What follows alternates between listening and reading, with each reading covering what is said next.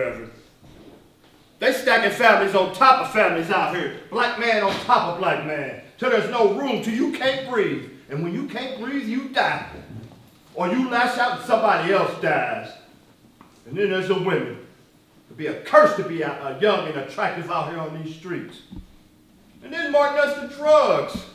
You pump enough drugs out there, they'll dream anything. Heck, they'll even believe your dreams.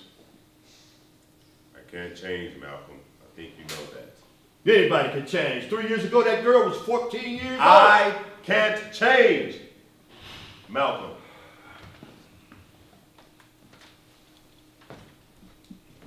And neither can you.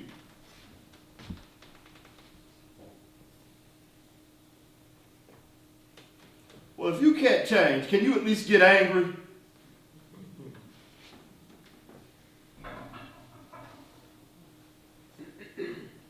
I remember the first march I ever led. I was surrounded by all kinds of people. Old women who found it difficult to walk across the room somehow found the strength to march for miles. Young men and women were carrying their children. Older children were holding the hands of their younger brothers and sisters.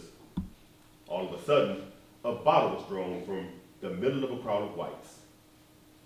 We yelled duck, and the adults did, but children. You see, children have a need to know what's being done. The bottle struck this young child and cut the entire left side of her face. No one had time to be angry then. We had to rush to be by her side to protect her, to console her, to worry about stopping the bleeding. But we marched on. A few minutes later, we came across this huge white man who had to be bigger than the truck he must have been driving. He yelled out with all of his force, "Go home, you little nigger bastard!" He was screaming at a young boy, couldn't have been any older than 7 or 8. I saw the child's face and he was scared and hurt, but maybe most of all, he felt ashamed. He felt that he had done something so terribly wrong to have that much hate directed at him. Yes, Malcolm, I can get angry. With all of the history that makes me a black man, I can get angry. But it's a different kind of anger. It's an anger that lets you know that you cannot stop loving. You cannot stop believing. It's an anger that makes you want to prove hate wrong. I just want to prove hate less powerful. Oh, we both deal in power, Malcolm. We just do it differently. Yes, doctor. You see the child bleeding and in tears, and you seek to comfort him. I see the man holding a rock in his hand, and I seek to stop him.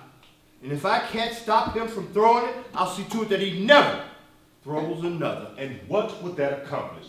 You stop him, there'll just be another and another and yet another. Martin, when the Russians brought missiles into Cuba, Kennedy didn't ask everyone to turn the other cheek. He did not try to fight the Russians with love, no. He got himself some bigger missiles and he told them to pack up and get out. He was prepared to use force to defend this country, and the people of this country expected him to do just that. And another thing, Martin, the Russians respected him, and that's why they left. And missiles are being built all over the world. Do any of us really feel protected? You can't see the contradiction, can you? Even when you marched, you needed the full protection of the federal government.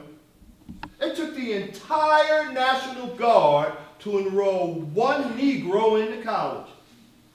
What do you think those tanks were out there for? To help the students with their books? Those tanks were there because this movement needed to hold a mirror in front of this country, and through our pain revealed its injustice. It doesn't matter how good a football player you are, Reverend. If the game is baseball, you better grab yourself a bat. And if you got a problem swinging, you ought to stay out the game. I somehow had hoped your trips to Mecca would have given you a greater vision than that. Perhaps maybe even a broader compassion. You don't tame the lion and leave the jungle unchanged, Martin. Yes, I saw some things outside of this country, some things that perhaps my heart wouldn't or couldn't let me see before. I saw whites that when they talked about color, they made it sound incidental, as if they were describing a sunset or a suit. But here, it's different. Here, when a man talks about color, you know what he means. You can see it in his expression and you can hear it in his voice. He means he's on top and you're not. And he's not going to let anything change that. It's a simple question of power and privilege. And those that are in power always decide the privilege. We aren't in power, Martin. And we won't be until we take control of our own lives, our own way of thinking. You want to free blacks. No. I want to free America. That is the only way any of us will truly be free. You can't see what's happening. 5 years from now, 10 at the most, white people won't have to do anything to us. We'll be doing it to ourselves. Those brothers that sit so peacefully in your demonstrations and have their heads split open, don't you know they go back to their own communities and commit acts of violence, Martin? It's the rage. It's the pain that's all built up inside until you lash out. The only way you can, the only way that's acceptable. I can't save us from that rage, but maybe I can point it to the right source. Don't we really want the same things, Malcolm? You want to be able to buy a cup of coffee. I want us to sell it. You want to integrate the coffee shop. I want us to own it. You want white folks to hire us. I want us to hire ourselves. No, Martin, we do not want the same thing. I'm afraid your quest for integration will be the white man's solution for control. Perhaps our only hope is that they will hate us so much that they won't recognize the power they would have over us if they would just let us in. And so those of us that don't agree with your definition of power and control, I suppose, we are to be called Uncle Toms. I don't use Tom anymore, and I only call the older ones Uncle. Now I say Roy, Ralph, or Uncle Whitney. They don't deserve that from you, Malcolm. They don't deserve that from anybody. Do you really think that this unity that you seek is accomplished by insult and ridicule? Why? Have I ridiculed you, Reverend? Do you think I should have been flattered by the term Reverend Dr. Chicken Leg? It was chicken wing to be precise. And perhaps you'd have found it more favorable if I'd have called you the Lord. The movement would have been sufficient. Isn't it wonderful how well we're getting along? I suppose it's time for a rematch. Oh, so there is an ego in there to bruise. You should feel fortunate that a rematch is possible.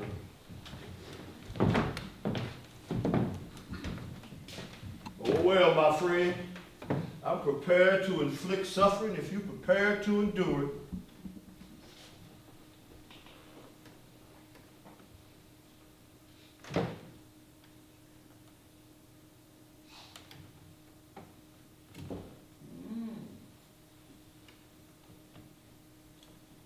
Well, seems we're even, Reverend. It seems we are. Is that why you invited me here? I'm surprised you came. Well, actually, I wanted to come and offer you my protection. What? When I heard about this morning, I thought you could use... You offer me protection. And how are you going to do that, sir? Are you going to hold some sort of mass sit-in and pray? Or perhaps your nonviolent action movement was going to scare the Molotov cocktail thrower Any away. Molotov cocktails that were thrown to your house was thrown because of your movement, not mine, Malcolm. Yes, Doctor. You're right. My movement is flexible. It considers all options. It leaves nothing out. It has one goal: absolute, total, and complete freedom.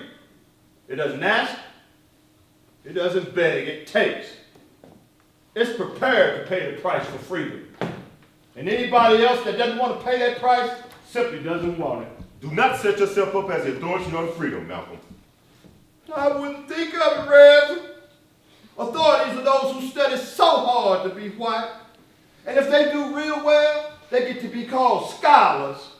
And if they speak for all Negroes, they get to be called authorities. I came here to offer you my help. If you don't want it, Your help? You are helping to kill me, doctor. Am I to be accused of that as well? Not accused, indicted. This nonviolent action movement of yours is going to be the death of us all. Nonviolence is the only chance we have, Malcolm, to appeal to the conscience of this country. The conscience of this country? This country doesn't have a conscience, has no sense of honor, no morals. Hell, Martin, this country doesn't even have a memory.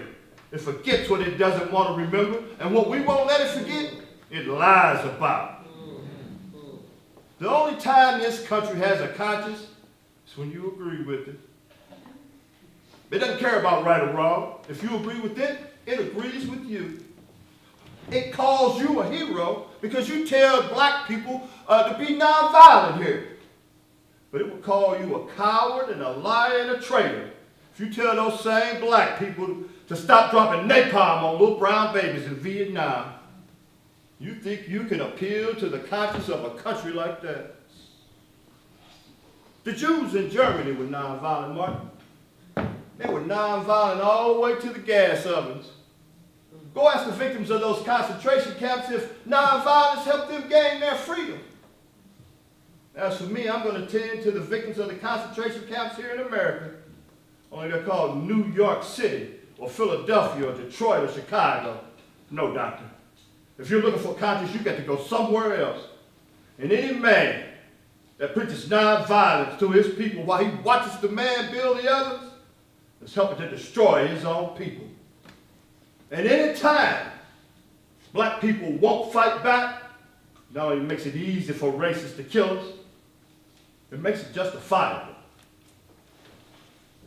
And you think I've contributed to that? Let's just say, anybody that wants to kill me or any other black man doesn't have to consider the consequences of his actions. He doesn't say, I wonder what the good doctor would do. He knows what you'll do. Nothing. Which is exactly what you've accomplished. Nothing. Don't you tell me that we've accomplished nothing, Malcolm. That people get beaten for nothing. Do you really think it's easy for me to see our own people beaten? To sit there and risk the lives of my children? Do you think I would risk my own life for nothing, Malcolm? I don't want to die. I don't want my people to die. I don't preach nonviolence because I like it. I preach it because it's right, and because I'm a man, and because I am a child of God.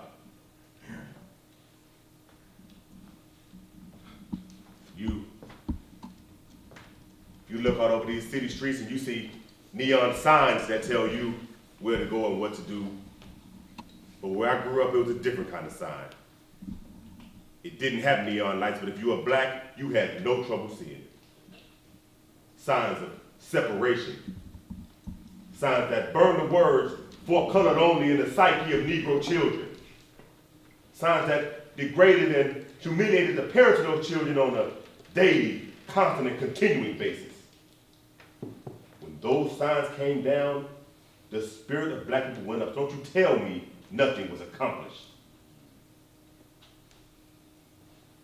I was in the Montgomery church when the announcement was made that buses in Alabama would no longer be segregated. What was accomplished then was written on the faces of all those who had fought for so long to prove that you can take a stand by sitting down. No, Malcolm. You see, the only ones that ever doubted whether we'd accomplish anything were those who never had to get up to give their seat to a white person or move to the back of a bus or watch white patrons being served in the comfort of a public restaurant while being forced to take their food out into the cold and rain.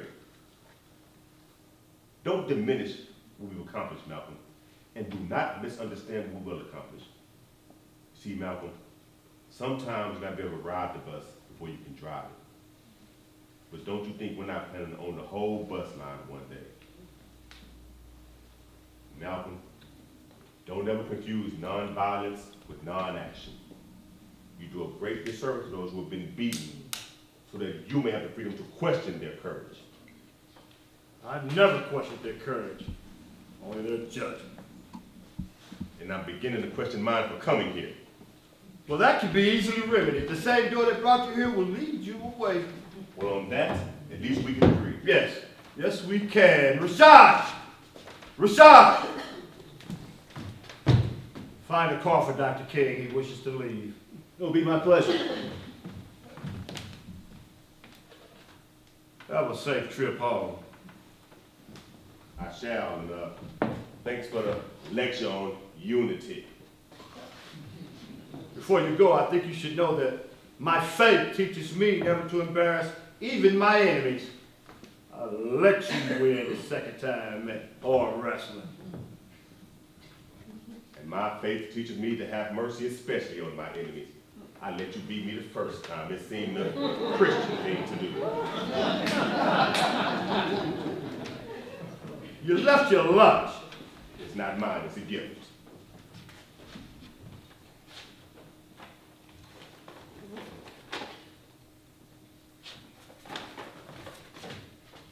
Is this what you brought me for protection? Does it have some sort of magical powers, or is the dog non-violent too? It's not for you, it's for your daughter.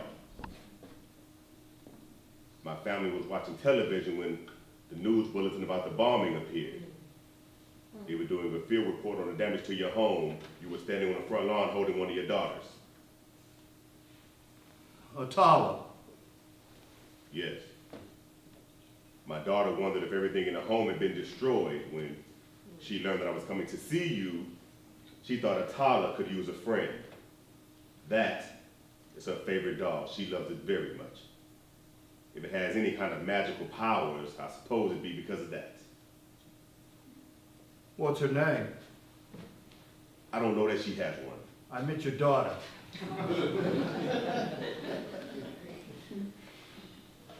Yolanda. How old is she? 9. Atala is 6. She will love this. Thank Yolanda for her, for both of us. Martin, you've been to the mountaintop. If you have a moment, I'd like to show you mine. It could be my gift to you.